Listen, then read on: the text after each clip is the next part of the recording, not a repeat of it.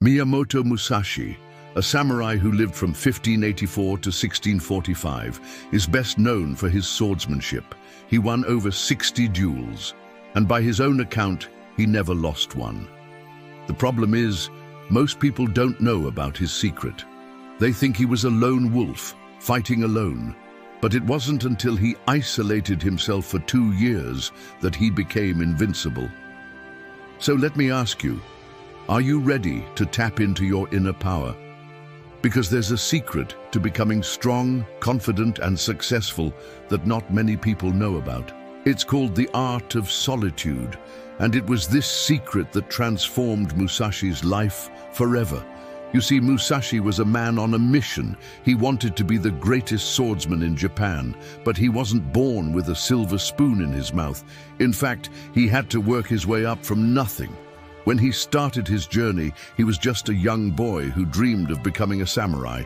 But as he grew older, he realized that to achieve his goal, he needed to master the art of solitude.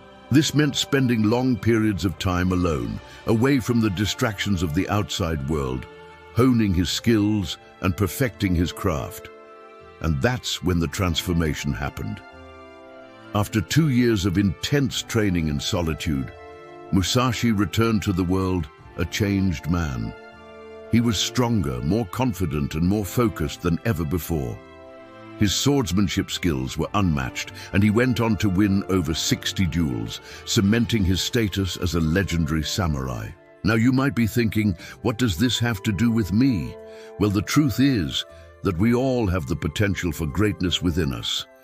But like Musashi, we need to learn the art of solitude to tap into it.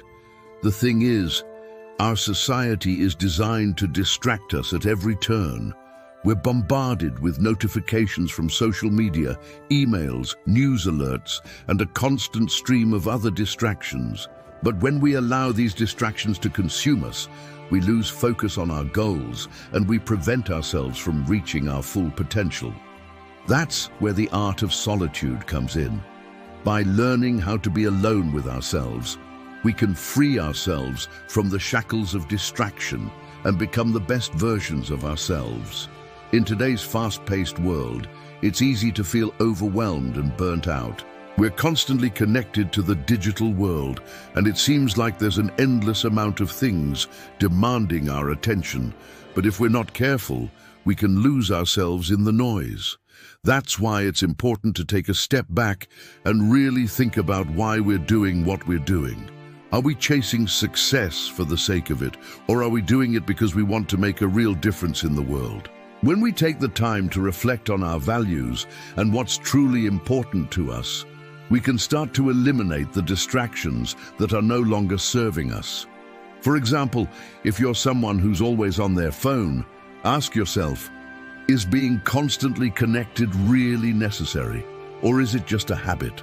If you're in a relationship that's no longer fulfilling, ask yourself, is it worth holding on to out of fear of being alone? By asking these tough questions and being honest with ourselves, we can start to declutter our lives and focus on what truly matters.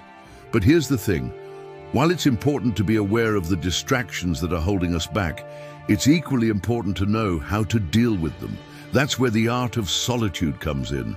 By learning how to be alone with ourselves, we can start to eliminate the distractions that are no longer serving us. You see, solitude is a powerful tool that can help us focus on our goals and achieve our dreams. When we take the time to be alone with ourselves, we can reflect on our values, recharge our batteries, and gain a new perspective on the challenges we're facing.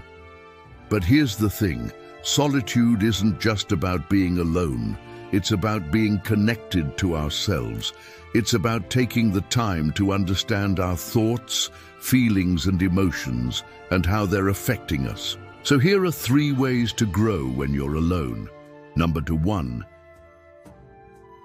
embrace the power of stillness. Stillness is a powerful tool that can help us connect with ourselves on a deeper level.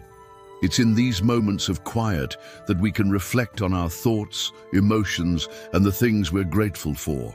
To embrace stillness, it's important to carve out time in our busy schedules to disconnect from the outside world.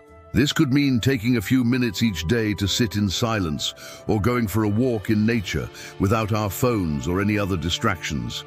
It might seem difficult at first, but over time, we can train ourselves to find stillness in the midst of chaos. As we become more comfortable with stillness, we'll start to notice the many benefits it has to offer. We'll become more attuned to our bodies and better able to listen to our intuition. We'll also become more creative and innovative as we're able to think outside the box without the distractions of the outside world. Number 2, nurture your mind. Our minds are incredibly powerful tools, and it's important to nurture them so that they can help us grow and thrive. One way we can do this is by reading. Reading is a powerful way to expand our knowledge and challenge our perspectives. When we read, we open ourselves up to new ideas and ways of thinking that we may not have considered before. This can help us break out of our comfort zones and see the world in a new light. Another way we can nurture our minds is by learning new skills. Learning keeps our minds sharp and it helps us stay mentally agile. It also gives us a sense of accomplishment and satisfaction as we challenge ourselves and achieve new milestones. Whether it's learning a new language, playing an instrument, or mastering a new software program, learning new things can help us grow and develop as individuals. Number 3, take care of your body. Taking care of our bodies is essential to our overall well-being. When we're alone, we have the opportunity to establish healthy habits that will benefit us for years to come. One way we can do this is by eating nutritious foods. Eating healthy foods gives us the energy we need to power through our days and supports our physical and mental health. It also helps us feel good about ourselves and our ability to take care of our bodies. Another way we can take care of our bodies is by exercising regularly. Exercise is not only good for our physical health, but it's also great for our mental health. It releases endorphins that make us feel happy and reduces stress and anxiety. When we exercise, we also have the opportunity to get outside, connect with nature, and get some fresh air. All of these things can help us feel refreshed and rejuvenated. Now here's the thing. These are just a few ways we can grow when we're alone. There are many others, but the key is to be intentional about the time we spend by ourselves. We should use it as an opportunity to invest in ourselves and become the best versions of ourselves. You see, growing when you're alone isn't just about surviving, it's about thriving. It's about using the time and space you have to become the best version of yourself. It's about embracing the power of stillness, nurturing your mind, and taking care of your body. And it's about using the lessons you learn along the way to shape your future. Remember, growth doesn't happen overnight, but with dedication and perseverance, you can achieve your goals and live a life that you're proud of. And that's all thanks to the art of solitude. Do you want to learn more about the art of solitude? Check out this video. I'm sure you'll love it. And remember, you are stronger than you think. Keep going.